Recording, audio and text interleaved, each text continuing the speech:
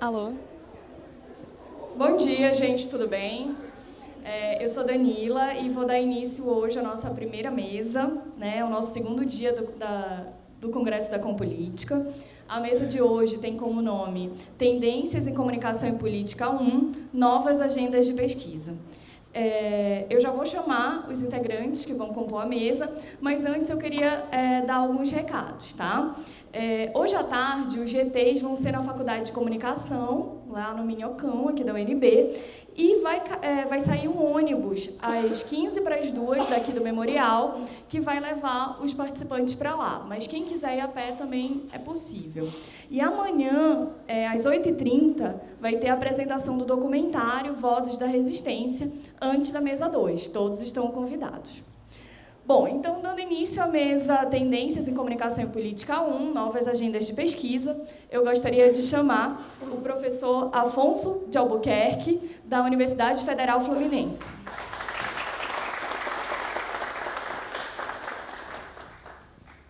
Chamo ainda a professora Maria Helena Weber, da Federal do Rio Grande do Sul. E também o professor Ricardo Fabrino Mendonça, da Universidade Federal de Minas Gerais.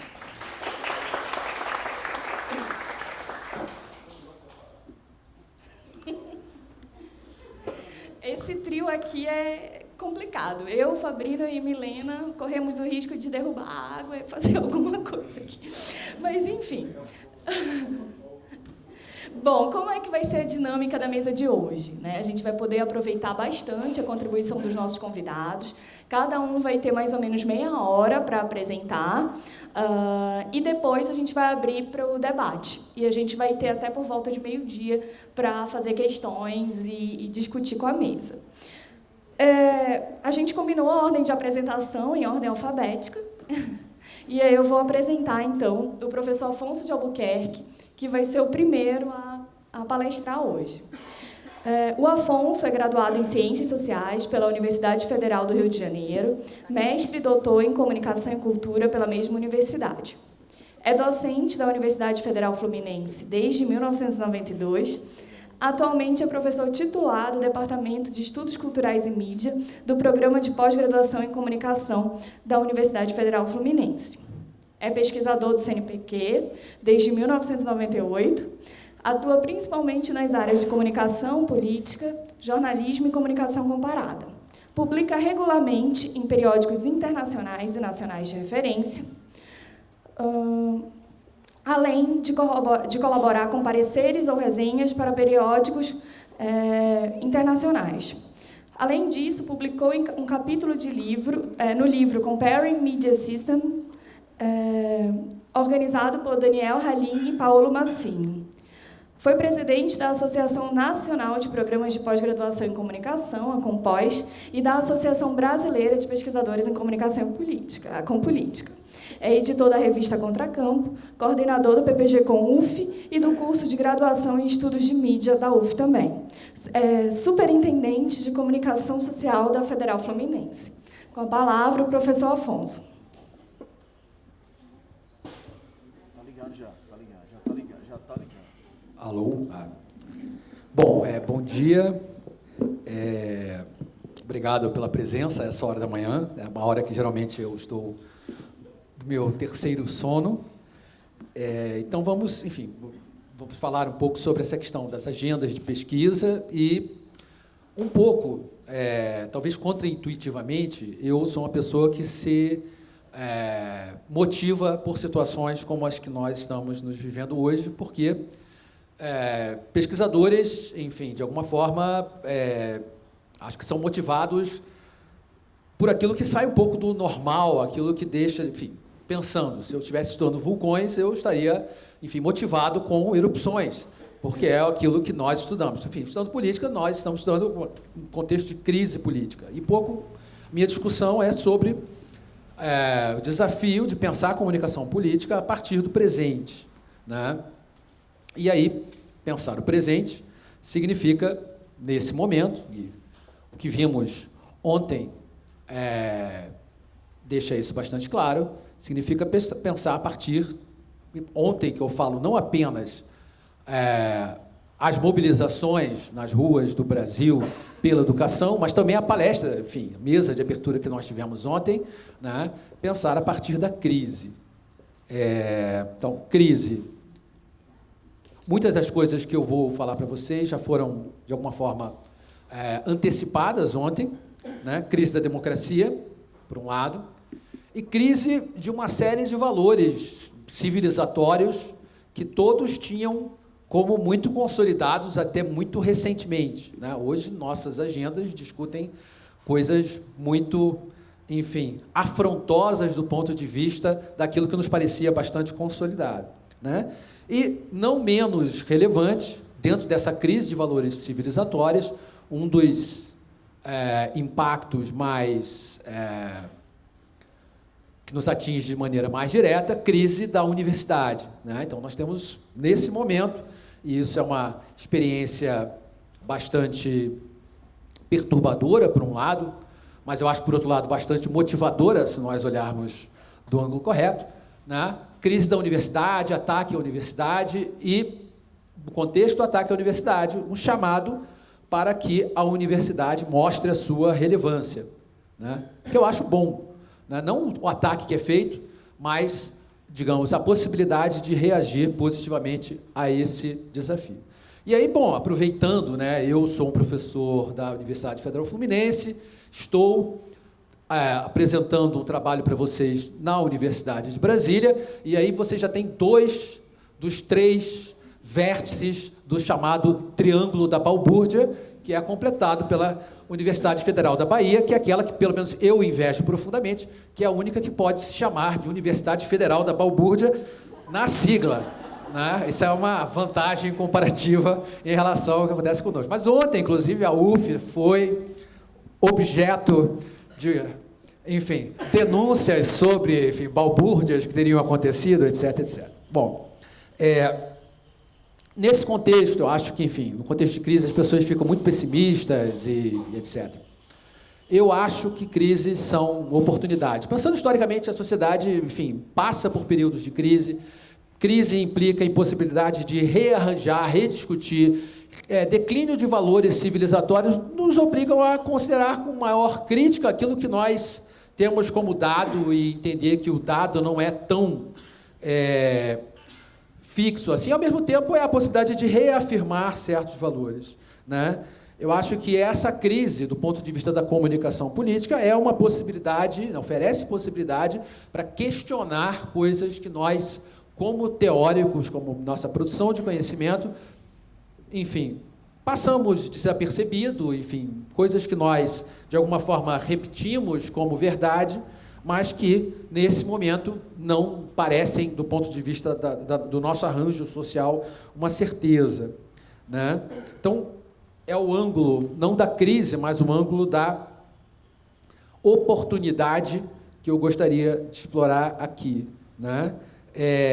Dentro desse ângulo da oportunidade, uma das coisas que me chama bastante atenção e isso também repisa algo que foi dito ontem, né? A nossa incapacidade de alguma forma, antecipar. Essa capacidade não é só nossa de brasileiros, né? Vou fazer aqui só uma pequena ponderação aqui em termos de curiosidade. Quem olhasse as revistas internacionais em 2015 ia ver todo o número de revistas que tem um foco mais em mídias sociais, ia ver pelo menos um artigo sobre as manifestações de rua e o papel extremamente revolucionário que as mídias tiveram nessas manifestações de rua, autores como Lance Bennett e outros, né, dando conta de uma limiar de uma nova era mais democrática, etc, etc.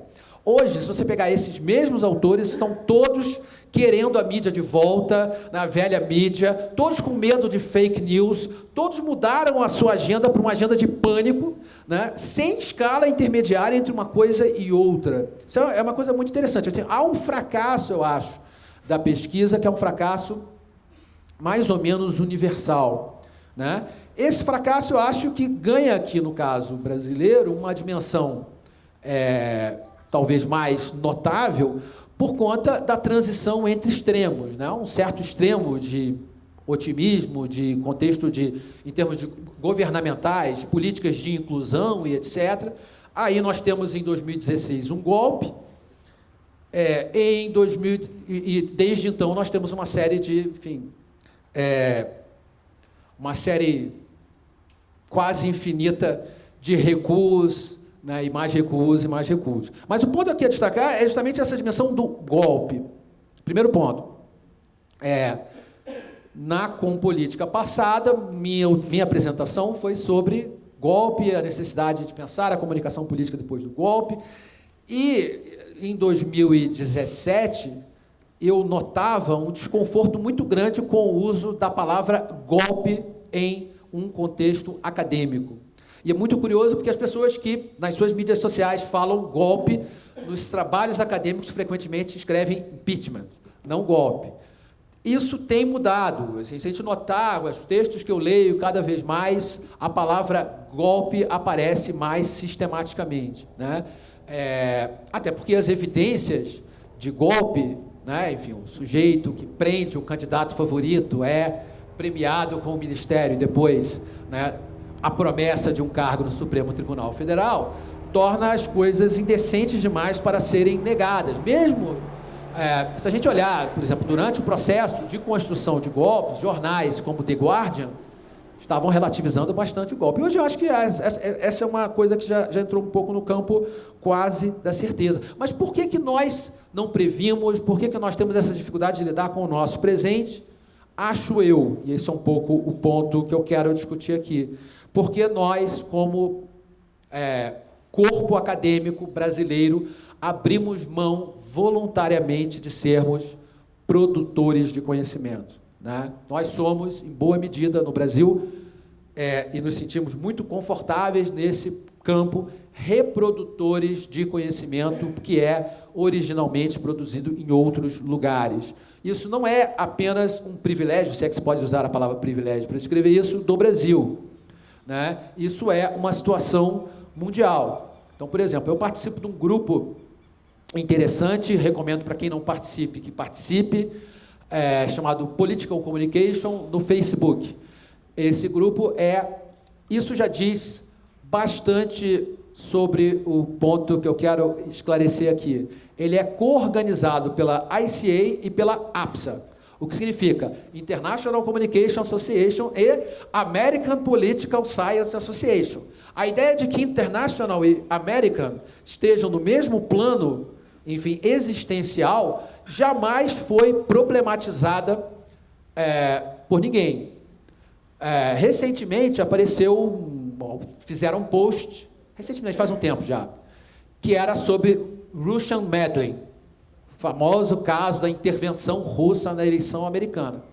E aí fizeram um artigo, e alguém estava comentando o artigo no grupo, e no artigo, claro, como é um artigo americano, os pais da pátria, é muito interessante quando os pais da pátria são, de alguma forma, os pais do mundo, né?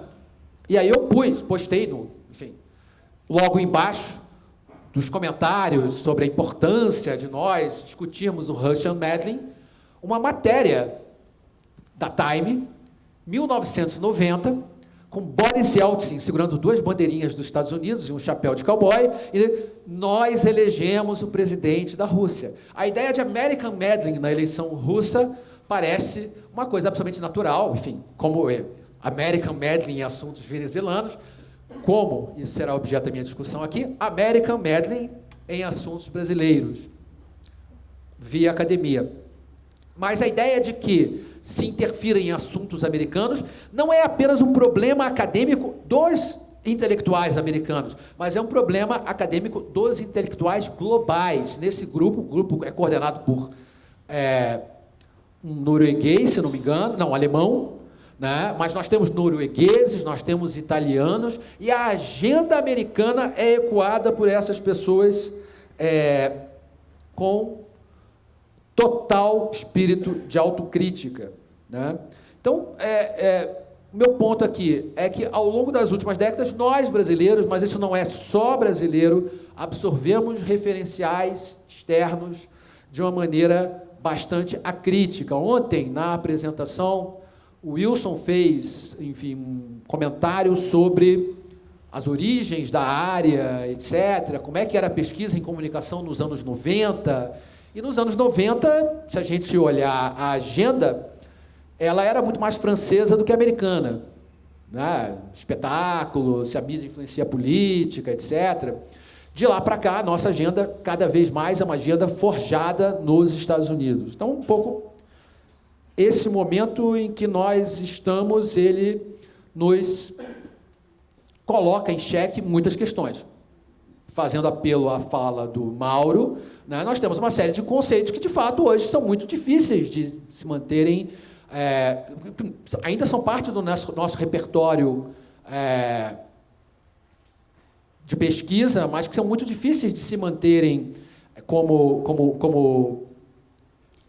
objeto, como temas descritivos da realidade atual, como, por exemplo, accountability.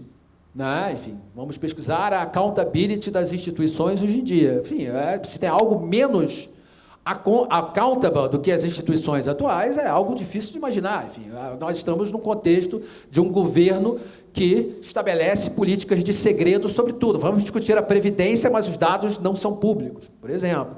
Né? Isso não é apenas nosso, isso é um contexto global. Nós estamos num contexto global em que democracia é cada vez mais podada a partir de referenciais de segurança nacional. Ontem, o presidente Trump estabeleceu políticas restritivas em relação à empresa Huawei, porque, enfim, empresas estrangeiras controlarem a comunicação, bom, é o nosso caso aqui também, representa uma ameaça à segurança nacional. Então, há um contexto de mudança nesse sentido.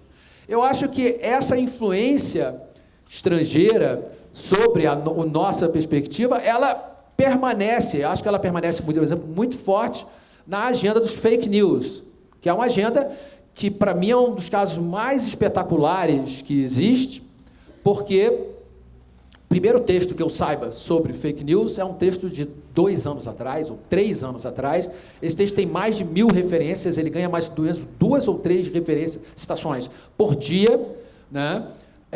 E de fato, é um tema que surgiu meio do nada, com definições a priori que são reproduzidas. A enorme maioria dos textos sobre fake news começa assim. Em 2016, o dicionário Oxford adotou a expressão fake news. Então, enfim, essa é uma agenda que se mundializou, embora, na prática, enfim, quem estudou jornalismo nos anos 90, que leu a literatura dos anos 70, 80, toda essa literatura discutia, contestava a possibilidade de que se falasse em verdade em jornalismo, logo o conceito de fake é um conceito, né? A agenda do fake news inventou uma série de instituições, como as agências de fact-checking, né? Que hoje em dia atuam politicamente. Né? Toda vez que o Lula fala qualquer coisa, tudo que ele fala é checado. Né? E nos outros casos, episódios grotescos dos quais vocês não tinham ouvido falar, são checados e diz, aquilo que você não ouviu falar é mentira, é falso. E aí você, enfim, quem não ouviu falar, muitas dessas pessoas pensam, deve ser verdade. Né? Há um efeito do fake news que é um efeito nessa linha. Bom, então, hoje nós vivemos um contexto em que a nossa agenda de discussão é uma agenda que é muito forjada a partir de fora na inserção em redes internacionais. Né? E um dos elementos que se transformou em matriz assim, não dita da nossa discussão é o que se pode chamar de modelo madisoniano de democracia. Né? O modelo madisoniano de democracia é o quê? É um modelo forjado, poderia se dizer, é a ideologia oficial da democracia americana. É isso, é basicamente como a democracia americana se define na sua origem, né, nos textos lá dos federalistas, né, e como se define a noção de democracia madisoniana. Se define com a ideia de que, porque na verdade no contexto americano original não se falava em democracia, se falava-se em república. Né? Os Estados Unidos são fundados como uma república antes a democratização dos Estados Unidos, chamada era jeffersoniana, é 1830. Antes disso, é uma república aristocrática, né? E dentro dessa lógica, a ideia madisoniana, baseada de alguma forma em Montesquieu, é a ideia da divisão de poderes de forma a evitar a tirania. A concentração de poderes nas mãos do executivo, né, leva à tentação do poder absoluto, e para evitar a tentação do poder absoluto é preciso distribuir poder, né, e é preciso que existam agências de checagem, chamado checks and balances. Então, esse é o modelo americano. Essa ideologia oficial, normativa, ela permaneceu normativa de maneira geral até a década de 1950. Entre 1950 e 1960, você tem um vasto investimento feito pela Fundação Ford, no sentido de formar pessoas na ciência política americana. E todo e qualquer cientista político americano clássico que vocês conheçam, Dow e todos, foram formados nesse período, mais ou menos com a mesma agenda. E no intervalo de 10 anos, isso que se transformou no mainstream da ciência política americana foi forjado, consolidado, né, e foi feito mais ou menos assim, Universidade de Harvard. Vocês vão contratar 10 pessoas, nós financiamos e damos $1 milhão, dinheiro da época, multiplica por 40. Né? E aí, bom, funda esse departamento. Eles tomam conta das revistas, se tornam hegemônicos, mas isso ainda é muito americano nesse período. A ciência política, nos anos 50, 60, era, de alguma forma, muito mais inglesa do que americana. Enfim, o modelo Westminster e essas coisas, né? E isso começa a mudar a partir dos anos 80, com o processo de redemocratização, a chamada terceira onda da democracia, né? E aí autores como o argentino Guillermo O'Donnell e vários outros vão trazer essa agenda, esse modelo madisoniano, vão dar a esse modelo madisoniano um caráter universal. A ideia é, os países se redemocratizaram, mas essas democracias continuarão sendo sólidas? Essa é a pergunta, né? Não. Por quê? Porque a tradição, pensando na América Latina, a tradição é a democracia delegativa. Nós elegemos um presidente, mas esse presidente é superpoderoso, né? Sendo superpoderoso, tende a abusar dos seus poderes, né? Então, precisamos construir mecanismos de accountability horizontal, né? Instituições que controlem e limitem o papel do executivo. Esse modelo vai ganhando um caráter global e, a partir do fim da União Soviética, né, nós temos uma situação em que os Estados Unidos se transformam em país superpoderoso, potência hegemônica global num mundo unipolar, né? Os Estados Unidos, chamado, estarei lá semana que vem, Consenso de Washington, estarei na Universidade de George Washington para um evento. Se eu andar 1 quilômetro para um lado, eu estarei no Banco Mundial. Se eu andar 1 quilômetro para o outro lado, estarei no FMI. Né? E se andar mais 1 quilômetro em outra direção, estarei na Casa Branca. Quando se fala em Consenso de Washington, se fala do fato de que as instituições internacionais montaram a agenda em conjunto com o governo americano e, exemplo, Panama Papers, escândalo de corrupção global coordenado pelo FBI. Né? Então, esse é um pouco o contexto global, né, na qual nós estamos, o contexto, de alguma forma, em que os Estados Unidos são ou eram potência unipolar. Né? Esse discurso, ele tem consequências bastante poderosas para nós. Bom, eu vou continuar esse negócio do são ou eram. A grande questão de hoje em dia, se você olhar para os Estados Unidos, quem está no governo dos Estados Unidos, Trump, né? Se você olhar para a Europa, o que está acontecendo com a Europa, desmontagem da União Europeia, e se você olha, isso que as pessoas não olham, para o Oriente, China, para aquele espaço intermediário entre o Oriente e a Europa, Rússia, você começa a notar que existem desafiantes ao poder unipolar. Claramente, em termos econômicos, a China é uma potência que rivaliza hoje com os Estados Unidos, né? O caso da Huawei demonstra isso. A Huawei tem 5G, os americanos não estão nem perto de ter 5G. Isso significa dizer que, pela primeira vez, no campo vital da economia, os Estados Unidos perderam o controle. Então, nós temos um contexto de desafio. Mas aí tem uma coisa que eu acho que é mais ou menos a seguinte. Vou fazer uma metáfora aqui meio astronômica. Quando tem uma noite de lua nova, não tem nuvem no céu, céu estrelado, vocês estão contemplando o passado, né? As estrelas que vocês estão olhando não são as estrelas tal como elas existem. Elas estão a milhares de anos-luz, milhões de anos-luz de distância, e, eventualmente, aquilo que nós olhamos são a luz emitida há milhões de anos por uma estrela que não está mais lá. É um pouco assim com o meio acadêmico, né? O que nós vivemos hoje é a consolidação no campo acadêmico de uma hegemonia americana que existiu nos anos 90 e 2000.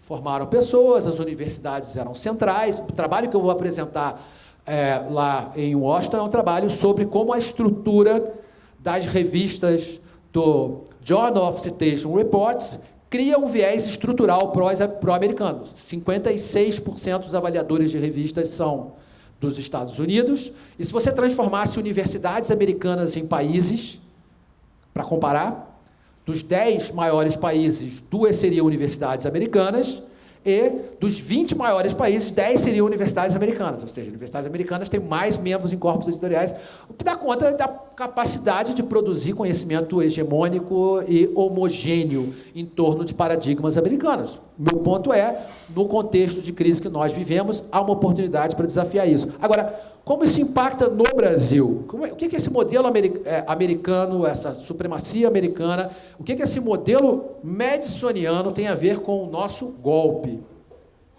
Bom, o modelo madisoniano é um modelo que define a democracia, enfim, há um modelo em que democracia não tem nada a ver com o povo. Na verdade, quando a gente vê a agenda do populismo, o debate sobre o populismo, ele dá conta muito dessa premissa. A palavra povo é feia do ponto de vista da literatura da ciência política tradicional americana, né? Ela é uma literatura claramente elitista, os autores clássicos, enfim, louvam o afastamento do povo do processo popular, vários dizem isso explicitamente, né? E o Dow usa a palavra poliarquia para não falar em democracia. Então, estamos falando de uma noção de democracia que é, de fato, poliarquia. E o que a poliarquia tem a ver com o golpe? Né?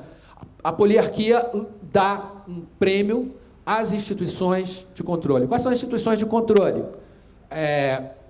O Judiciário, Ministério Público, imprensa, outras também, né? Nós tivemos, em vários países, no Brasil incluído, toda uma literatura que se transformou em mainstream, né? Muito nas asas do Banco Mundial, que é a principal agência promotora desse tipo de debate, sobre a corrupção. Isso foi uma grande questão, não por acaso ela nos atinge, ela atinge o mundo todo, né? A grande questão política se transformou no combate à corrupção e o papel que essas instituições têm no combate à corrupção.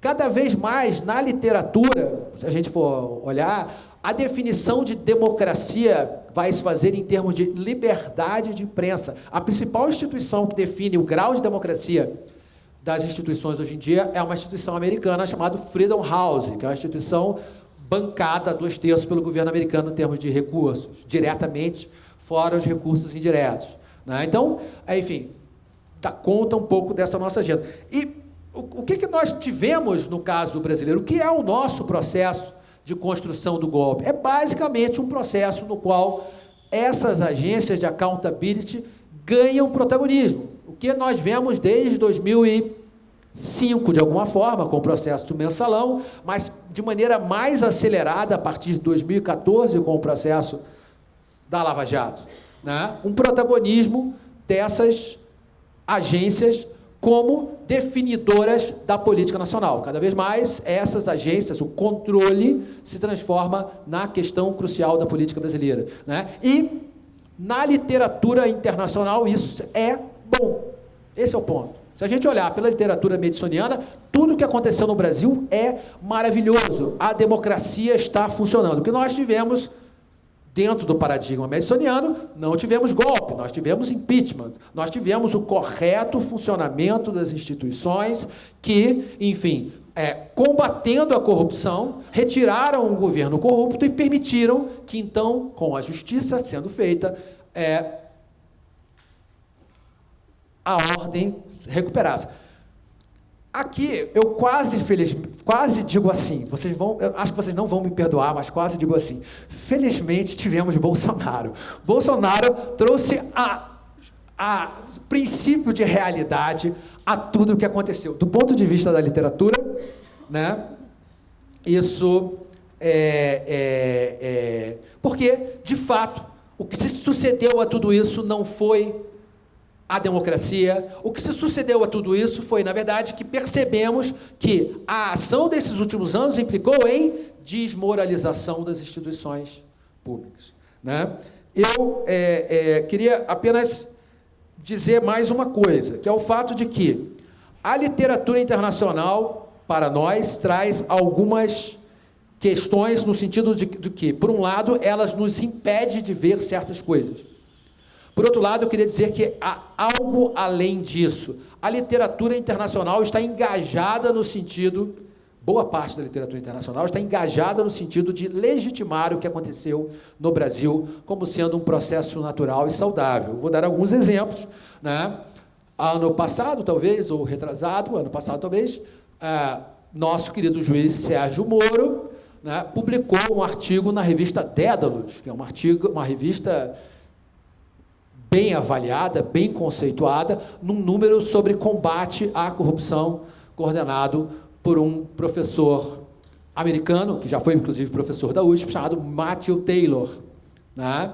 Enfim, o mesmo Sérgio Moro recebeu homenagem da Universidade Notre Dame, ano passado, pelo seu trabalho à frente da Lava Jato, né?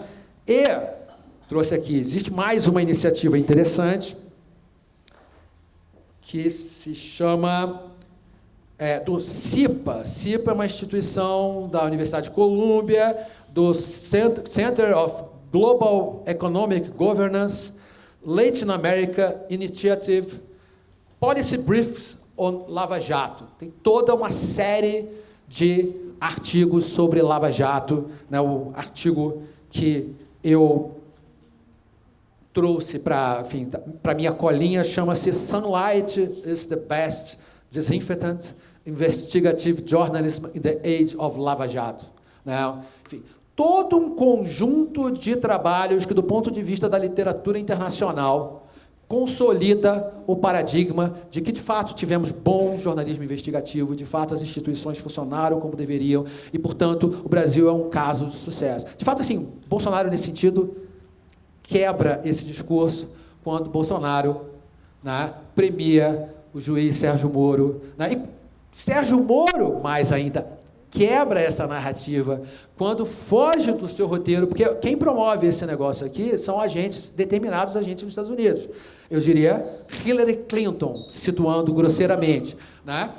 Sérgio Moro agora está brincando no parquinho do Trump, né? E, obviamente, o seu lugar de autorização mudou. Mas, para fechar, então, né, nós temos um contexto, eu acho, hoje, em que o que acontece no Brasil nos desafia a pensar, mas não pensar apenas no sentido como se tornou tradicional na academia brasileira e, eu diria, global. Reproduzimos perspectivas consagradas na literatura. Nós falamos literatura e nunca estamos preocupados em definir quem diabos é essa literatura. A grande questão que eu acho nós somos literatura, ou nós devemos reivindicar o papel de sermos literatura, né? Aquilo que está acontecendo hoje no Brasil nos permite pensar e ver coisas em termos globais que aquilo que americanos e europeus nem de sombra conseguem ver, né? Nós podemos antecipar questões, nós temos ângulos originais de discussão que, para serem discutidos, pressupõem quebrarmos com a lógica da hegemonia americana global, que já quebrou em termos econômicos, né, e que certamente, em termos do debate acadêmico, vai ser desafiada, né, e eu acho que esse é o momento, a quebra de paradigmas, o desconforto que nós estamos vivendo, ele pode ser visto como um estímulo para um movimento positivo. Obrigado.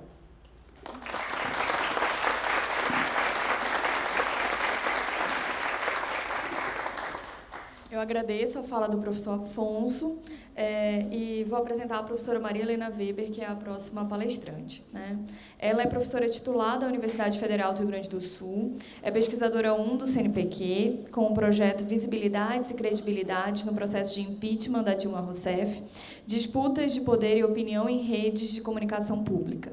Coordena o Observatório de Comunicação Pública, integra o Conselho Gestor do INCT Democracia Digital, exerceu a função de coordenadora da área de Ciências Sociais Aplicadas, Comunicação, Ciência da Informação e Museologia, da CAPES, e foi membro titular do CTC no período de 2011 a 2014. É vinculado ao Departamento de Comunicação da Faculdade de Biblioteconomia e Comunicação, desenvolve atividades docentes junto aos cursos de Comunicação Social e ao Programa de Pós-Graduação em Comunicação e Informação. Exerceu a função de coordenadora desse PPG. É doutor em Comunicação e Cultura pela Federal do Rio de Janeiro e mestre em Sociologia pela Federal do Rio Grande do Sul, onde se formou em Comunicação Social com habilitação em Relações Públicas e Propaganda. Sua produção científica e atividades estão vinculadas a temáticas sobre comunicação política, comunicação pública, comunicação institucional, regimes políticos e sistemas de produção em comunicação. Sua experiência no campo da comunicação e política abrange a coordenação das assessorias de comunicação do Ministério da Educação e da Federal do Rio Grande do Sul, além de ter integrado a Coordenadoria de Comunicação da Prefeitura Municipal de Porto Alegre. Exerceu cargos de representação como vice-presidente da Compós e secretária da Compolítica. Professora Milena, a palavra está com você. Obrigada. Bom dia a todos. Eu acho que hoje estamos um pouco mais felizes que ontem, não com a minha garganta, mas acho que há uma resistência, a universidade foi para a rua, saímos dos laboratórios, conseguimos visibilidade, devidamente enquadrados, mas estamos por ali nas telas, né? Eu acho que essa mesa e esse congresso representam esse lugar honrado onde nós debatemos, essas conquistas que a universidade nos permitem. Eu tenho repetido esse discurso de sempre defender a educação, essa universidade pública, laica, universal, e como um privilégio de trabalhar num lugar tão especial, como dizia Bourdieu, o último lugar do exercício da ética, que é a universidade, mesmo que seja também um lugar privilegiado das vaidades, né? Então, acho que pesquisar, ensinar, deixar alguma marca, alguma transformação em algumas pessoas, isso equivale, por isso temos que ir para a rua e fazer essa defesa desse processo de um golpe que não terminou. Então, eu espero contribuir para esse debate. A minha ideia é trabalhar com coisas de uma certa concretude, a partir de experiências, e, com certeza, não concordo com essa posição confortável que a gente pode assumir do fracasso da pesquisa, né? Acho que os desafios foram ampliados, as provocações foram ampliadas, estamos sendo golpeados e a própria pesquisa parece ter se transformado num processo de resistência, né? Acho que ela se torna cada vez mais importante, embora a produção cada vez maior e qualificada continue circulando entre nós, os privilegiados, e talvez porque não tenhamos tido ainda a competência para criar meios de torná-la mais visível, mais acessível, mais funcional, mais estratégica para as instituições que nós pesquisamos, sobre as quais nós pesquisamos, né? Então, acho que essa ideia de que não acabou, acho que ela se fortalece em centros de pesquisa, em programas de pós-graduação, e podemos orgulhar de ter um raro centro internacional, como é o INCT, em Democracia Digital, coordenado pelo professor Wilson Gomes, né? Acho que a gente vive hoje, e por isso a importância da pesquisa, um desmonte da credibilidade sobre o futuro, que vem sendo engendrado, motivado, provocado, acho que o Afonso colocou isso em aspectos bastante fundamentais, um desmonte de credibilidade da força de instituições, né? É a descrença, que eu acho que é mais grave, sobre democracia, sobre justiça, e significa dizer sobre o nosso próprio poder enquanto sociedade. Eu acho que desde 2013 nós estamos em dúvida sobre a nossa própria história. Não pesquisamos suficientemente em 2013, falávamos nisso ontem. Dúvidas sobre quem nos governa, sobre como é que estão sendo disputados esses votos e esses golpes de todas as ordens, né? E eu chamo de golpe, o impeachment, para mim, e por isso a palavra, ele está dentro de um golpe maior que começa engendrado a partir de 2013, que envolve o impeachment da presidenta Dilma, o governo Temer, a prisão de Lula. E temos mais um aspecto, digamos assim, desta confusão, dessa credibilidade, que são as eleições de 2018, que tiraram tudo do lugar, que ressignificaram, que nos assustaram no tipo de disputa partidária que aconteceu. Os candidatos se duplicaram, as estratégias de manipulação digital, e chegamos até agora a um governo que despreza, que vai expelindo o seu escárnio e nos governa como se estivesse num parque de diversões, guardado por militares. E desde ontem devemos colocar em nossos lares, imbecis e massas de manobra, enfim. O grande enquadramento que as TVs conseguiram foi dizer que era uma manifestação de estudantes. A palavra estudantes foi reproduzida reiteradamente, embora todos nós idosos lá estivéssemos. Então, acho que a gente está um pouco assim à deriva, amedrontados, com a possibilidade de perder a democracia e de perder a universidade. Acho que não a perderemos, né? Já passamos tempos piores. Nós, a turma antiga, sabemos. Para tudo isso, acho que as organizações midiáticas e empresas estão colaborando decisivamente, contrariando esses princípios que chegam perto do interesse público, né? Então, acho que, quando falamos de democracia, de política, de comunicação, é de complexidade que nós estamos falando. Não há nada hoje no mundo que possa passar ao largo, digamos, dessa discussão. Política, comunicação, mídias, das imbricadas relações de poderes em busca de visibilidade, de opinião, de compreensão e votos. Da complexidade das mídias ditas ainda massivas, que se debatem entre a sua autonomia comercial e o exercício jornalístico para poder continuar a ter autonomia comercial. A complexidade da tecnologia, das subjetividades que passam ao largo e que incidem sobre a política, dos movimentos da sociedade organizada, dos públicos, dos participantes e dos dominados, finalmente, as relações do Brasil com a América Latina, com o mundo. Me parece que isso são complexidades que estão embutidas na nossa pesquisa e por isso que eu digo, é mais confortável dizer que a pesquisa acabou e que nós não contribuímos nada.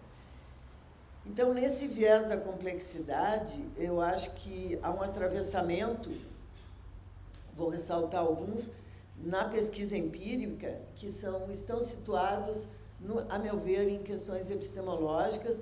Não que toda pesquisa toque nessas questões, mas eu acho que cabe levantar, para começar assim, de que política nós estamos falando, de que comissão nós estamos falando, não vai embora isso, de que sociedade estamos falando. Então, eu acho que essas questões que são de cunho epistemológico têm a ver com algo que está em todos os tipos de pesquisa e que nós, às vezes, escolhemos um fragmento para poder fazer a pesquisa, né? Que é como é que nós identificamos hoje a questão do poder, dessas diferentes dimensões democráticas ou autoritárias, a questão da política e da economia, da política e da religião, das paixões e emoções dos indivíduos, estigmas, preconceitos, nessa questão de gênero, por exemplo, essas subjetividades que estão sendo minadas, estão sendo exploradas como se nós voltássemos ao princípio da discussão, em 1472, quando a Igreja Católica vai usar a palavra propaganda pela primeira vez, né? Então, me parece que essas questões, elas nos trazem também a ideia de como está a sociedade, ou que categorias nós usamos nessas nossas pesquisas. É de classe, é de gênero, é de religiosidade, simplesmente atores políticos autônomos. Qual é o limite de realidade e verdade? Isso, eu acho que é uma coisa que está relacionada à visibilidade absolutamente desejada por esses poderes, onde a imagem pública e a própria aparência, as representações, como o Wilson falava ontem, elas assumem um lugar de verdade, de realidade, de credibilidade, né? As tecnologias e o mundo digital que mexem em tudo e tiram do lugar. O que é propaganda, o que é jornalismo, o que é comunicação, o que é informação. Enfim, provocações até simplórias, digamos, mas que estão embutidas nessa complexidade dos temas que nós analisamos nesse campo da comunicação e política, né? Então, me parece que essa pesquisa, que nos programas se atém a linhas de pesquisa, né, e que tem arranjos cada vez mais funcionais nos programas de pós-graduação, cada vez menos teóricos, epistemológicos, elas vão atomizando, me parece, tipos de pesquisa e vão nos tirando um pouco da combinação, digamos, dos arranjos que essa complexidade possibilita, né? Eu queria trabalhar com algumas questões que se referem a um tipo de pesquisa que eu entendo, dentro das minhas perspectivas de análise, que tem no centro, né, porque trabalhamos com comunicação, com política, com democracia, com autoritarismo.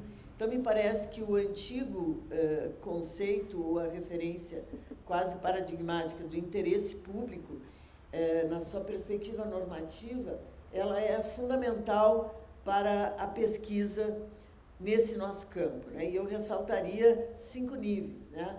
O debate público, os acontecimentos públicos, as instituições públicas e políticas, os meios de comunicação massivos e meios públicos e as mídias e redes sociais, né?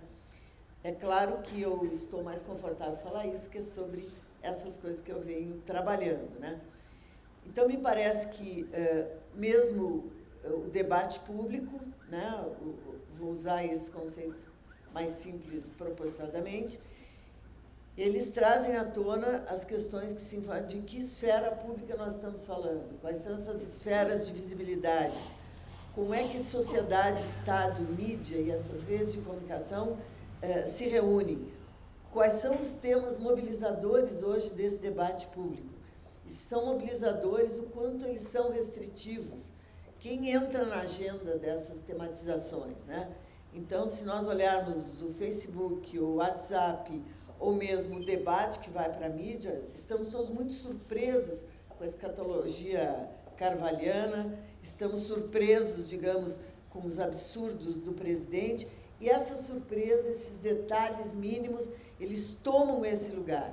Esses são os temas mobilizadores atuais, e não são temas que nós possamos enfrentar de fato. Quem são os atores políticos, né? Quais são as relações desses atores que permitem identificar a tendência das decisões?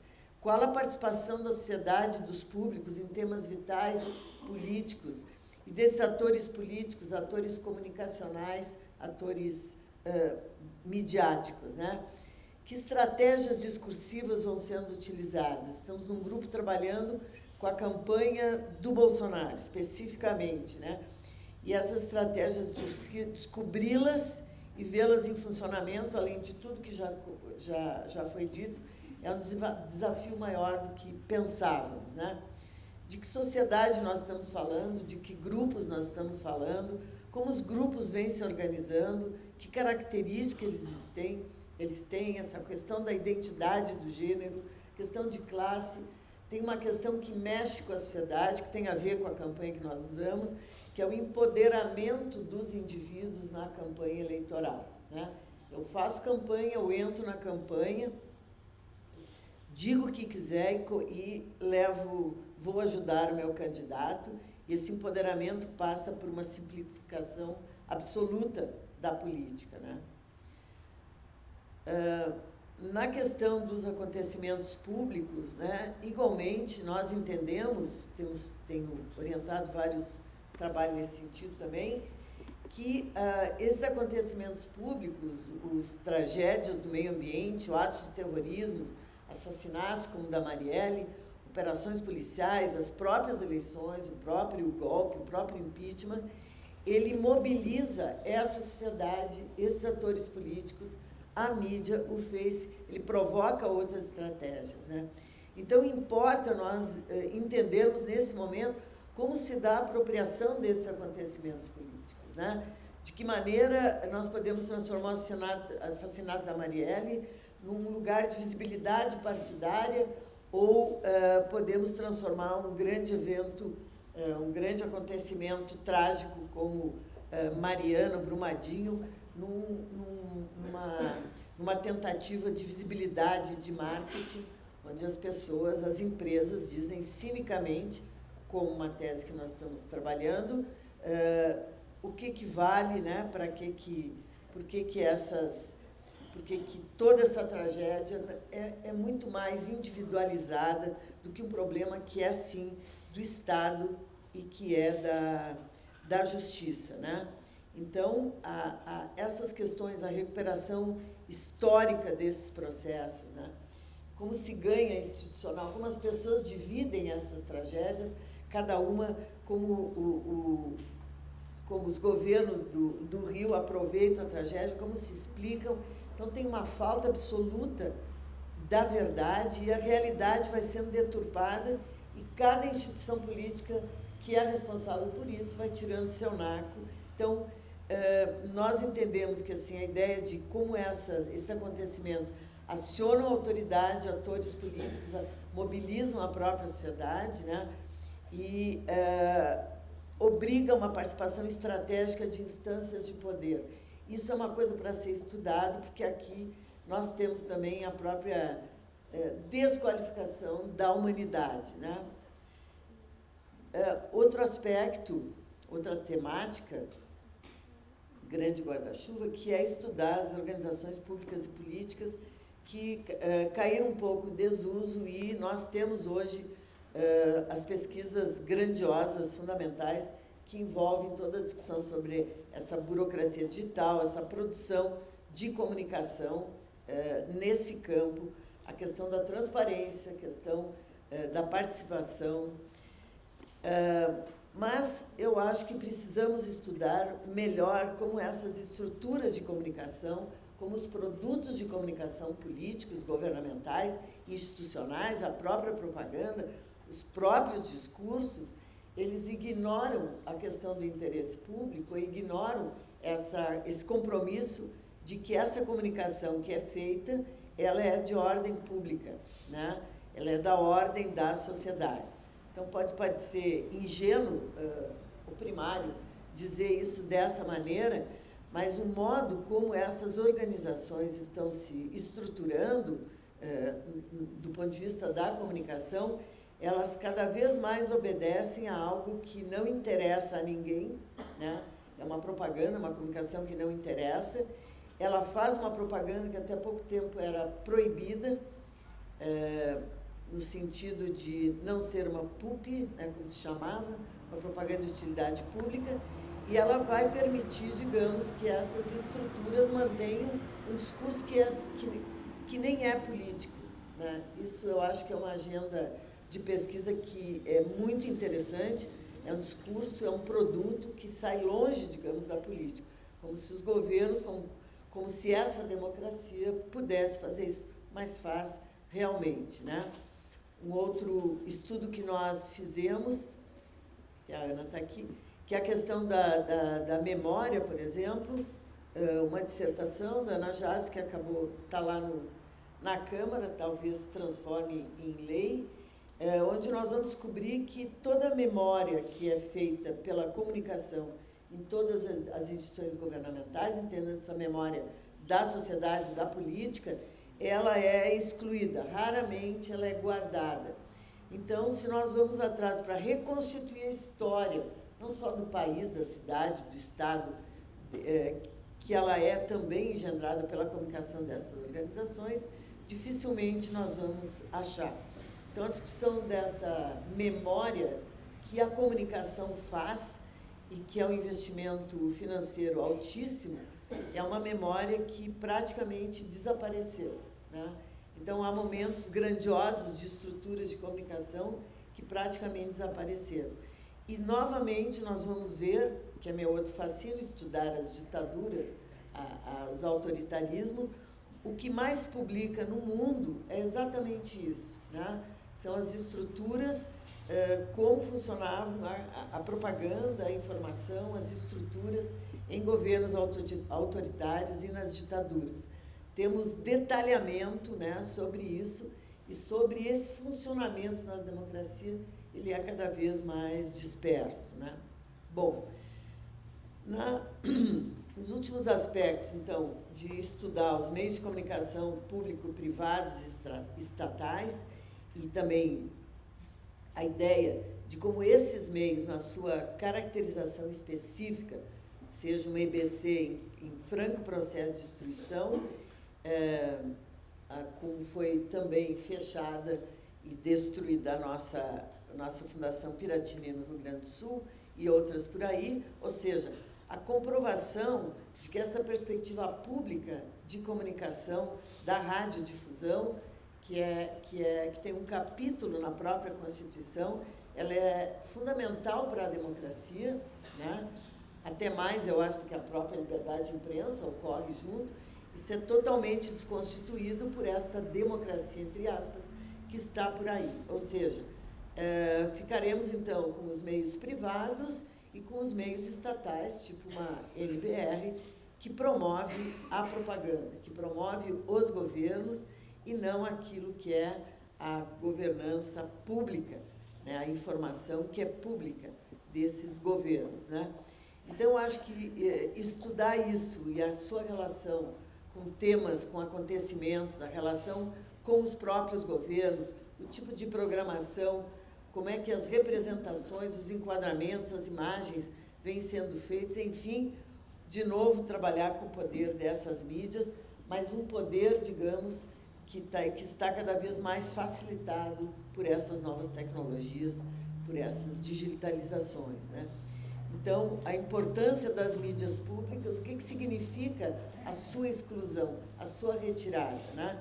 Que tipo de comunicação, por exemplo, as universidades públicas estão fazendo? Nós somos responsáveis por devolver essa pesquisa, por publicizar essa pesquisa, né? Devolver à sociedade. E as mídias públicas que nós temos na universidade, elas são extremamente tímidas, né? E, por último, acho que essas mídias nos oferecem um campo muito pródigo sobre o modo com que a estética vem sendo trabalhada e de que maneira essa estética tem a ver com as particularidades, com a privatização que as mídias, as redes sociais possibilitam, né? O que se faz com essa estética, o que se faz com o entretenimento. Estudamos numa tese, a Denise está aqui, de que maneira a Salve Jorge vai acionar uma discussão nacional sobre a questão dos direitos humanos, a questão do tráfico de pessoas e crianças, e de que maneira a Rede Globo se apropria disso com um número próprio e faz todo um marketing, né, institucional em torno disso, né? O marketing do bem. Mas, enfim, por que isso, né? Por que essas coisas adquirem essa relevância, né? E, em termos de mídias e redes sociais, eu acho que sim, eu acho que tem toda uma discussão muito grande do ponto de vista digital, mas eu acho que precisamos estudar mais o tipo de engajamento, o tipo de participação. E aí a campanha do Bolsonaro é um privilégio nesse sentido, né? O tipo de tecnologia, os afetos que estão envolvidos aí, quem somos nós nessas redes, nossos avatares, palavra antiga, e porque agora não temos mais avatares, somos nós mesmos, né? Os nossos outros eus, as nossas psicoses que vão sendo constituídas. E eu acho que há um debate muito grande sobre o que é verdade e o que é realidade, né? Pode não ser, né? Então, me parece que estamos enredados nessa verdade, nessas realidades disputadas por interesses privados, por máquinas, há pouquíssima mediação, como se dizia antigamente, né, os sistemas de mediação, entre realidade, informação e recepção desse processo todo. A própria categoria mediatização, bastante desprezada em algum momento, ela se torna mais interessante por quanto esses processos todos de transformação das relações sociais, culturais e políticas que ultrapassam a função tecnológica como meio, ou como fenômeno cultural da pós-modernidade, que vinha no modo fragmentado das bricolagens, das anomias, de uma desintegração, né? Me parece que a mediatização nos permite entender que hoje a comunicação é simultaneamente tecnologia, processo, conteúdo, sistema, linguagem, instituição e nós, né? Nós indivíduos ali dentro, mesmo que ela seja feita publicamente. Então, termino dizendo que eu acho que vivemos, na perspectiva da comunicação, um tempo de paradoxal que envolve a visibilidade e a cegueira e o apagamento, né? Que alia tecnologia, desejos, o imaginário, competências estéticas e informacionais, e dele nós somos reféns, por opção. Estamos falando do poder dos meios de comunicação, mas também da imprensa, das redes sociais, da propaganda, das mídias alternativas, que disputam a versão dos acontecimentos, ideologias e esses nacos de realidade. Nunca a realidade. A realidade com algum tipo de totalidade, por mais que pensávamos isso, ela desapareceu, né? Então, o excesso de luz ao qual nós estamos submetidos, né? Nunca houve tão pouca energia e tanta luz, dos espetáculos, das aparições, estratégias, cega, e quando nos cega, eu acho, nos impede de saber. E aí eu queria trazer o nosso teórico poeta, que o Baudrillard, que ele tem no livro Estratégias Fatais da Política, né, ele vai dizer que a visibilidade é tanta que pode cegar, e se ela cega, ela termina com a política, né? A visibilidade absoluta não é própria dessa política, que é diferente da transparência, enfim. Então, são algumas questões que eu acho que se pode discutir. Eu ando numa fase muito romântica em relação às teorias. E aí a gente pode fazer uma discussão maior. Obrigada.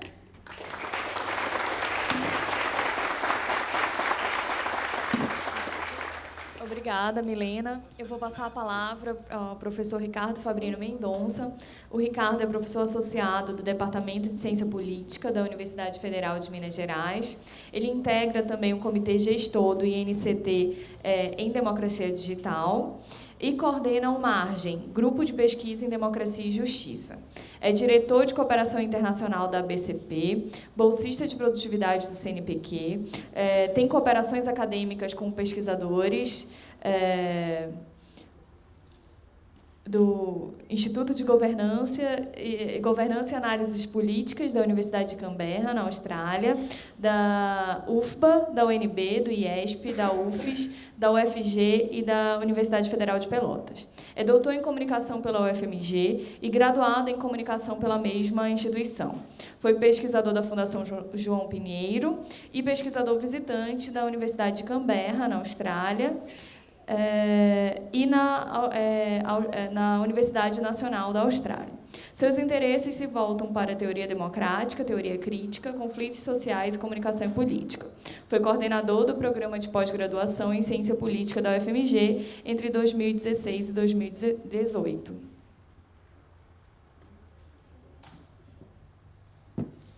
Bom dia a todas e todos. Prazer participar do evento. Queria começar agradecendo o convite à Lisiane, que me fez, em nome da organização, e a Compolítica como um todo, em nome do Arthur, do presidente, para participar da mesa. Agradeço também ao público na nossa primeira mesa.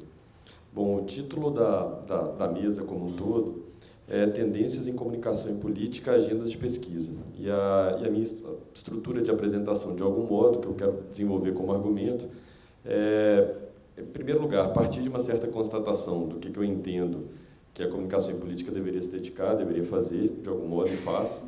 E, em segundo lugar, apontar para 4 grandes agendas, que eu acho que eu preparei a apresentação um pouco no sentido de levantar questões que eu achava relevantes e interessantes para serem pensadas. Então, num primeiro momento, e para começar a discussão, me parece que o lugar da comunicação e política segue sendo o da compreensão da produção do comum no contemporâneo e a sua interface com estruturas e práticas de poder odiernas. Então, a grande questão que atravessa o campo me parece semelhante, estava meio alto aqui, né? Me parece semelhante e, de alguma forma, esse pano de fundo permanece estável, em alguma maneira. Mas você tem mudanças significativas no contexto em que essa produção do comum, nas suas interfaces com as estruturas e práticas de poder, se manifestam, e me parece que é esse contexto mutante, deslizante, que, de alguma forma, indicam conjuntos de questões, focos específicos a serem desenvolvidos. Meu objetivo aqui é, de algum modo, apontar, então, um conjunto de 4 grandes agendas, que é uma lista não exaustiva, com algumas sobreposições, mas no sentido de levantar um debate. É interessante como é que algumas dessas agendas têm aparecido nas falas que me antecedem. E acho que, um pouco de forma diferente da fala de Afonso, não sei se distinta ou alinhada, mas me parece que essas contribuições em relação a essas agendas, elas não visam uma marcação de uma diferença de uma agenda própria, mas de pensar as contribuições da pesquisa aqui feita para essas agendas que não são específicas daqui. Até porque me parece que localizar demais algumas questões pode ser problemático em algum sentido, mas acho que a gente pode continuar essa discussão. Nessas 4 agendas que eu vou falar, a primeira delas eu vou trabalhar um pouco mais o diagnóstico, e ela tem aparecido com mais força na mesa de ontem e nas falas que me antecedem. Nas demais, eu vou, de alguma forma, falar de um modo mais pontual e trabalhar um conjunto de questões, perguntas mais específicas. A primeira agenda, que me parece absolutamente central e inegável pelas mesas que me antecedem, é a da compreensão da crise da democracia e da sua faceta comunicacional. E a essa que eu queria me dedicar com um pouco mais de calma e de atenção. Me parece absolutamente central, para entender a dimensão comunicacional da crise contemporânea, trabalhá-la na sua multidimensionalidade e trabalhá-la como algo estrutural e não como algo contextual específico. Me parece que muitas vezes a gente fica muito preso à descrição do contexto específico, da nossa eleição, dos nossos partidos, dos nossos movimentos, sem captar um movimento estrutural em transformação que afeta profundamente formas de organização de democracia no mundo. E, nesse sentido, essa agenda não me parece tão local e específica. Acho que a gente tem contribuições para a compreensão de um fenômeno que é global, né, e que é em escala muito maior, e que eu não entendo como sendo a ascensão do conservadorismo à grande questão da crise. Talvez é um ponto que a gente tenha discordâncias, né, em relação à fala de Wilson de ontem. Mas nessa multidimensionalidade da crise contemporânea, o primeiro ponto que me parece absolutamente essencial é trabalhar a dimensão econômica. Mas trabalhar essa dimensão econômica compreendendo a economia de uma forma um pouco mais complexa. E a gente tem trabalhado com esse mapeamento de dimensões na literatura sobre crise da democracia. Eu tenho trabalhado com uma pesquisadora em formação, que é a Luana Dornelles, e a gente tem trabalhado como é que isso vai aparecendo na literatura. Em primeiro lugar, me parece que há 3 grandes chaves para falar da dimensão econômica da crise da democracia contemporânea. A primeira dessas chaves é a discussão da crise econômica. A segunda é a discussão sobre a assimetria política vinculada à dimensão econômica. E a terceira é a desigualdade social galopante atravessando processos democráticos e a sua manifestação em alguns desdobramentos dos processos atuais. A primeira desses pontos, a discussão da crise contemporânea, rapidamente eu destacaria 2 questões. Em primeiro lugar, a necessidade, a centralidade de fazer uma discussão a sério da crise fiscal.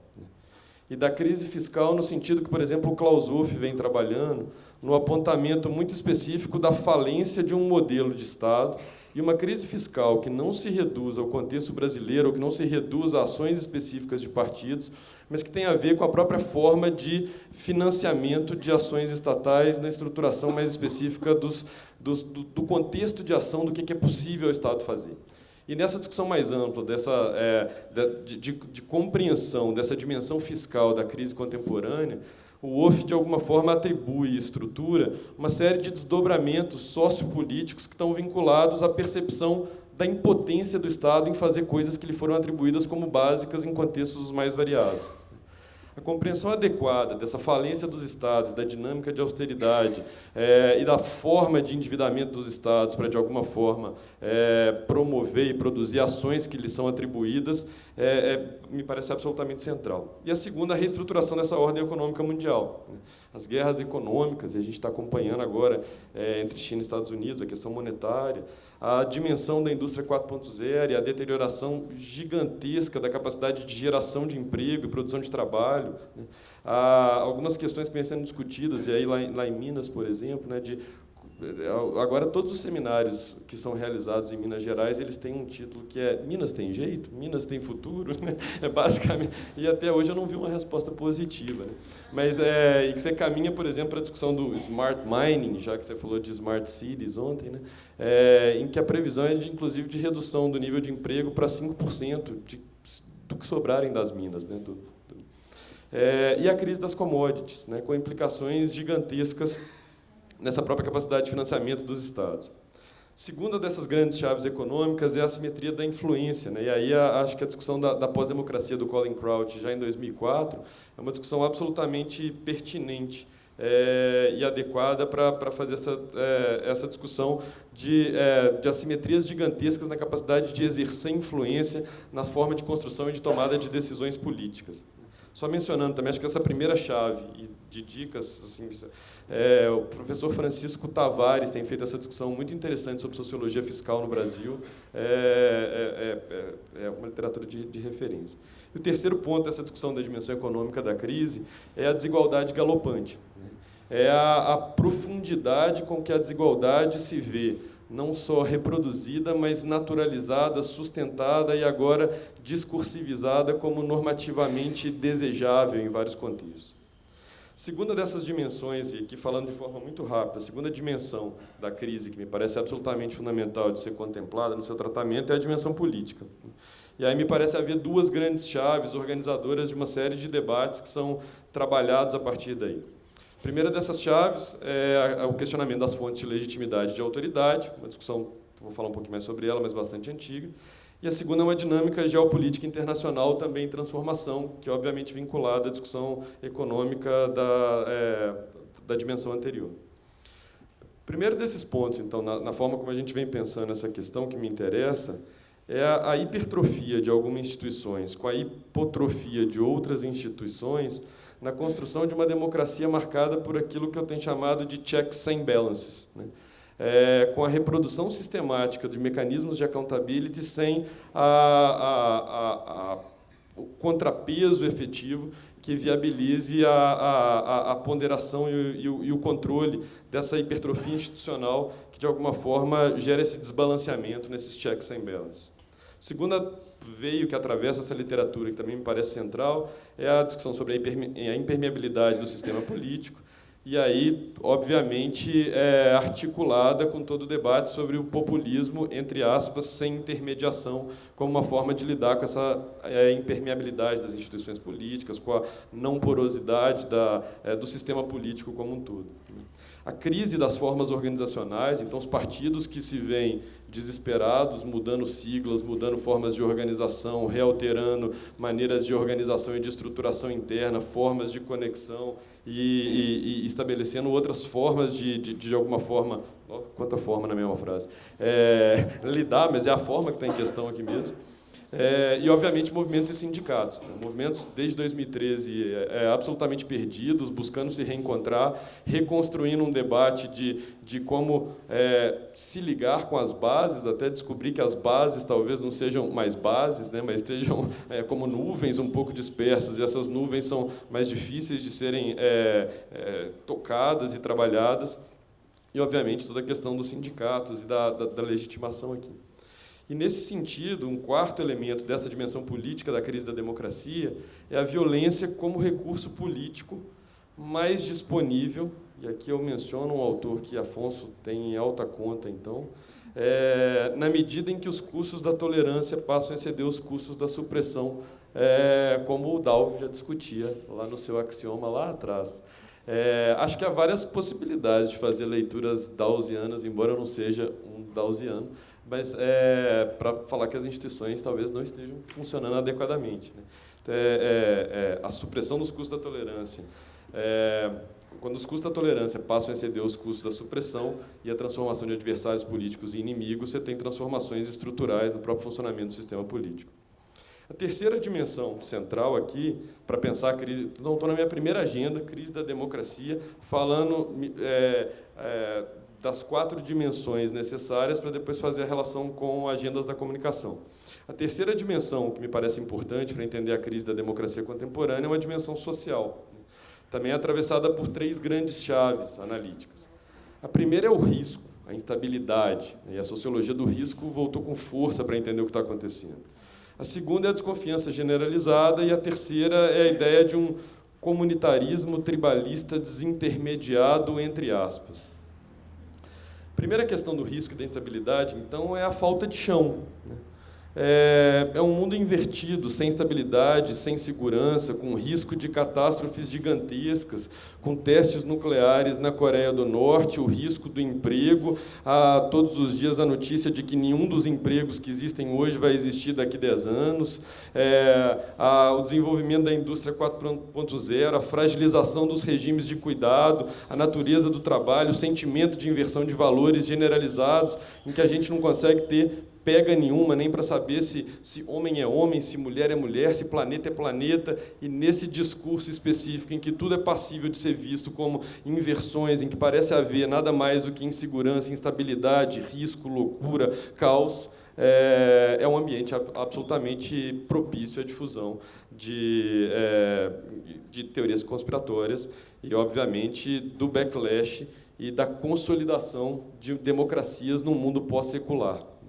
Esse mundo em que nada parece ter estabilidade, segurança, em que nada, de algum modo, oferece algum ponto de apoio no qual esses sujeitos possam se ancorar para encontrar alguma estabilidade de vida. E aí, obviamente, a religião, da qual falamos ontem, em alguma medida, passa a ocupar um espaço muito mais central, como esse espaço que devolve uma dimensão transcendental de segurança a esse mundo absolutamente incerto, inseguro,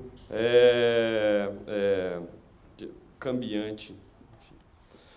O segundo ponto aqui nessa dimensão social são as mídias digitais e relações sociais, que eu acho que eu não preciso desenvolver, isso foi trabalhado em várias mesas, com alterações nos processos comunicacionais cotidianos e da dinâmica de vigilância, né? Acho que essa falha do WhatsApp que vaza essa semana é particularmente eloquente no grau da pervasividade das estratégias de vigilância. A alteração significativa de processos de subjetivação, e aí toda a discussão da Jodie Dean, da Wendy Brown, e a questão do individualismo contemporâneo, e a explosão da indignação moral e da intolerância com uma desconfiança galopante. O que leva ao tribalismo desintermediado, que me conduz à quarta e última dimensão, da qual eu gostaria de falar, que é a dimensão epistêmica da crise. Então, a dimensão econômica, a política social e a dimensão epistêmica. E aqui também me parece haver 2 grandes chaves atravessando a dimensão epistêmica da crise da democracia. A primeira dessas chaves é, curiosamente, o tecnicismo. E a segunda é o anti-intelectualismo autorreferenciado. O discurso tecnicista apolítico, galopante, então, em que não há escolhas, as escolhas já estão dadas, já estão prontas, elas são técnicas, elas não são ideológicas, elas não são políticas, não há outro caminho, que, de alguma forma, alguns autores têm indicado que apontam para a não necessidade da democracia. Uma discussão bastante interessante do Frank Fisher, por exemplo, sobre mudança climática, em que ele vai dizer, olha, quando a gente teve a Segunda Guerra, a gente abriu mão da democracia para resolver um problema mais urgente. O problema da mudança climática ao risco efetivo de as pessoas acharem que é melhor abrir mão da democracia e adotar discursos técnicos, científicos, já que há um consenso de 99% da comunidade, para resolver um problema que democracias não têm conseguido resolver. E aí, obviamente, toda a esteira, o lastro que esse discurso tecnicista aponta. Isso vinculado ao autorreferenciamento supostamente desintermediado. Há uma mudança epistemológica que está vinculada a uma série de processos sociais de manifestação da legitimidade, de uma multiplicidade de saberes, de lugares de fala, de alguma forma, da experiência concreta, que alteram significativamente o estatuto da legitimidade daquilo que é aceito e daquilo que é publicamente considerado como digno de atenção e colocadas em mesmo peso. Nesse autorreferenciamento supostamente desintermediado, você tem um contexto específico tanto de deslegitimação do saber técnico, que se vê valorizado em outra dimensão, como da perda de critérios básicos para avaliação e julgamento de conhecimento.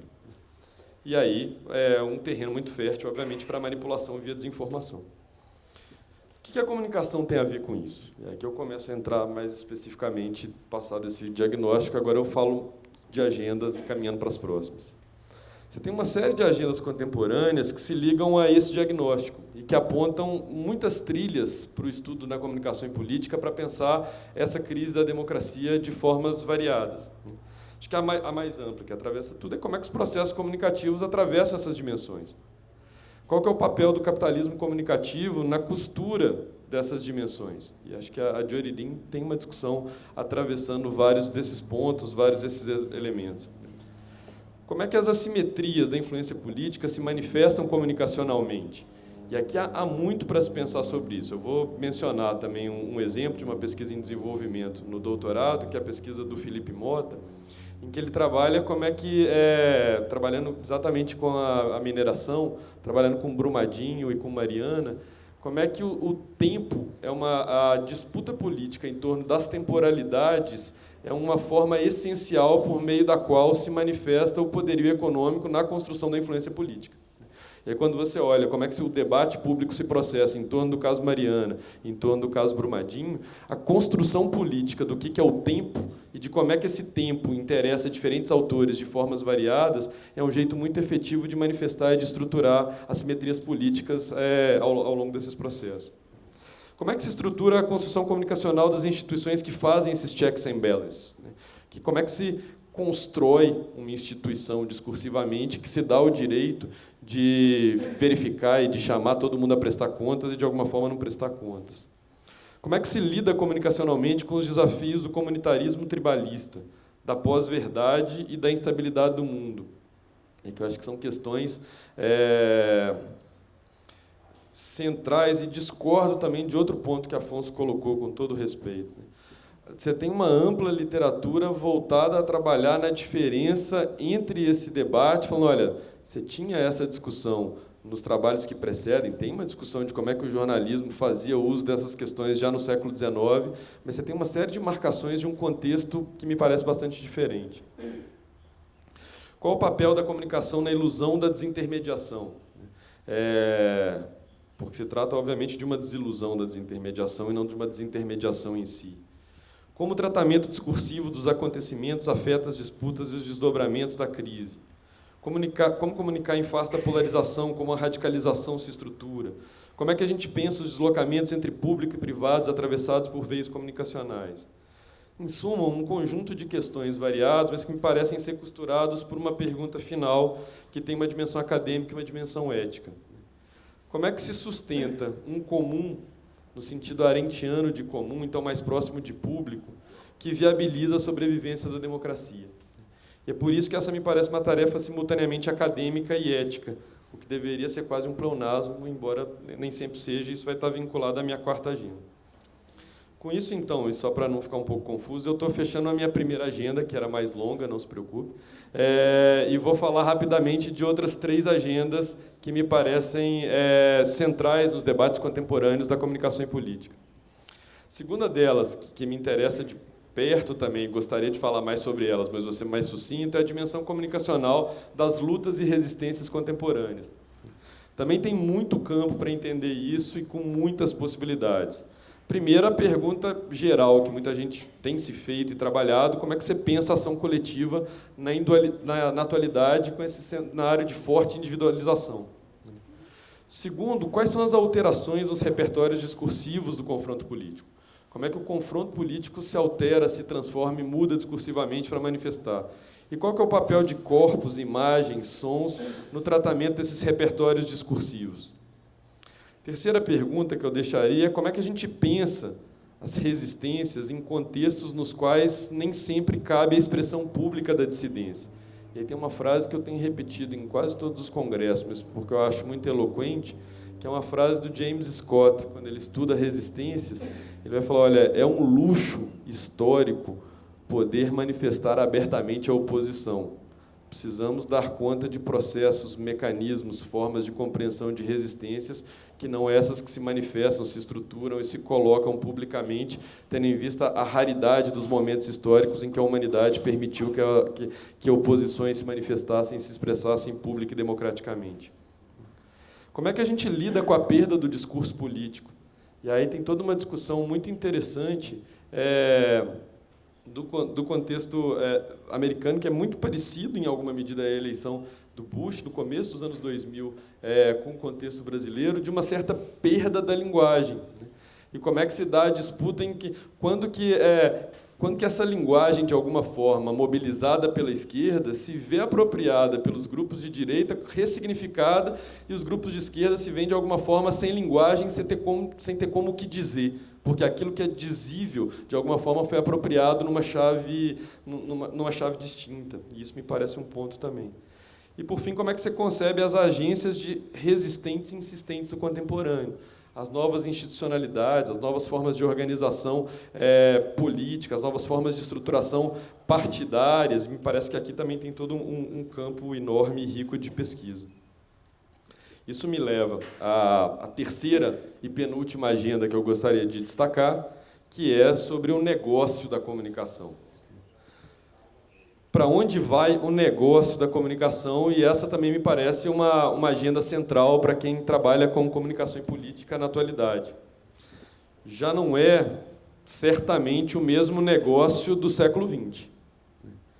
Você tem mudanças no regime de visibilidade, mudanças na forma de produção do jornalismo, mudanças na forma de produção dos conteúdos comunicacionais que afetam fundamentalmente o negócio e a forma de produzir lucro.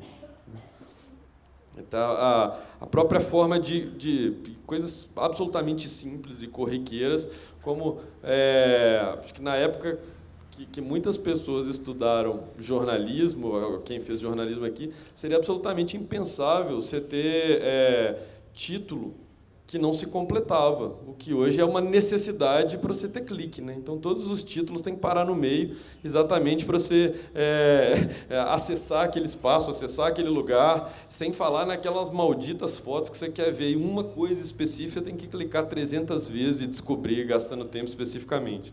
As próprias formas de obtenção do lucro, a estruturação disso e a reconfiguração comunicacional do negócio, da empresa comunicacional, como é que ela se estrutura. Com mudanças na relação entre as fontes, e fundamentalmente com os atores políticos. Mudança na relação com as audiências. E aí, ontem eu tive uma experiência que foi muito interessante a esse respeito.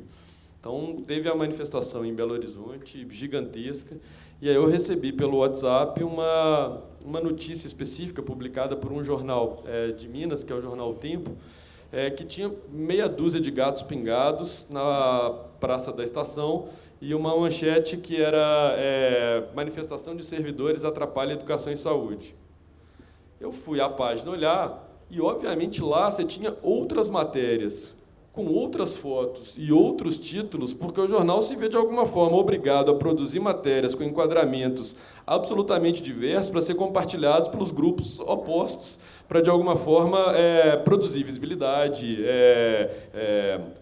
lucro e lidando especificamente com forma de consumo de notícia e de compartilhamento de formas bastante distintas.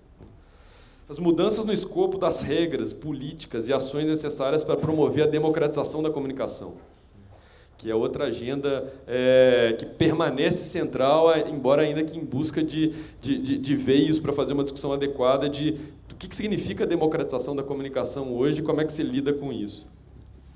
E, por fim, mudança nos próprios efeitos da comunicação. E é curioso eu falar sobre isso, mas é hora de revisitar mais profundamente o debate sobre efeitos midiáticos e levá-lo mais a sério na comunicação e política brasileira, em alguma medida. Até porque esse debate se viu silenciado por uma perspectiva relacional que, de alguma forma, nega a possibilidade de pensar essa dimensão do relacional atravessada pelos efeitos. Trabalhar efeitos não significa uma visão linearizada de comunicação. E isso recoloca para se pensar os efeitos contemporâneos da comunicação, do negócio da comunicação, o que de alguma forma desenvolve chaves específicas para pensar a relação entre comunicação e política hoje. E aí também podemos conversar mais sobre isso. E, por fim, a quarta e última agenda que eu levanto nesses trabalhos é uma dimensão que me parece, é uma agenda que me parece atravessar as ciências humanas como um todo, né? Estava aqui em Brasília há 2 semanas num debate sobre participação e essa agenda se coloca, aparece num grupo que trabalha dentro da BCP essa discussão, mas ela me parece também abrir pontas específicas para a questão da comunicação política, que é o trabalho mais a sério sobre as questões éticas do fazer da pesquisa em si. Essa pesquisa contemporânea tem colocado muitas indagações e desafios éticos. E aí eu acho que acho que os conselhos, os comitês de ética não estão preparados e adequados para lidar com uma série de questões de como é que a gente lida com observação no WhatsApp, de como é que a gente lida com o Facebook especificamente, a realização de experimentos, né? A reflexão ética em torno da forma de fazer pesquisa, da maneira de operacionalizá-la, me parece uma agenda também central para que uma série de agendas da comunicação política possa caminhar. Quais são os riscos da pesquisa contemporânea em comunicação e política, né? E riscos aos pesquisadores, à sociedade e àqueles que são participantes das pesquisas, né, estudados em alguma medida. Nossos estudos têm contribuído para cartografar resistências de forma a expor as agências por elas responsáveis, né? Temos, de alguma forma, trabalhado a necessidade de pensar eticamente as consequências, as implicações das nossas pesquisas em comunicação e política. Então, acho que essa é uma agenda que tem se colocado para a área de humanidades como um todo, para quem trabalha nesse veio de resistências de uma forma muito eloquente, mas me parece abrir uma série de questões que são necessárias e que deveriam fazer parte de qualquer projeto de pesquisa. Bom, fico por aqui, não sei se eu me excedi no tempo, mas agradeço a atenção de todas e todos. Obrigado.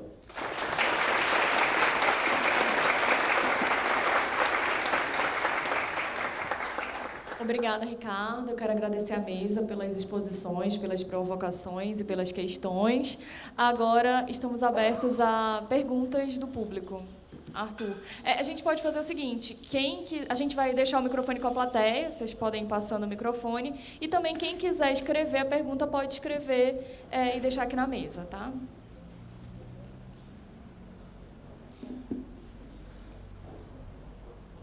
Bom dia, obrigado a todos. Ricardo, Milena, Afonso, excelente discussão. Tem alguns comentários.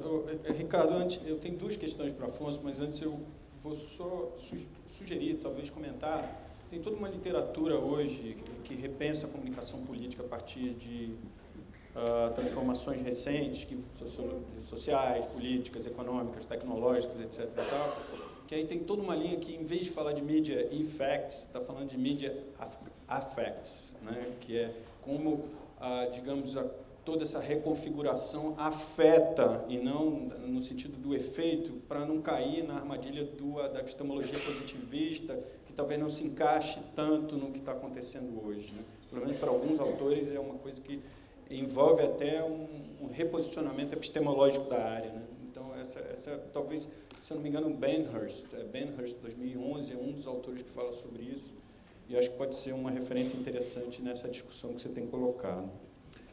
Eu tenho 2 questões para o Afonso, especificamente, mas claro que vai ser um prazer ouvir a mesa também.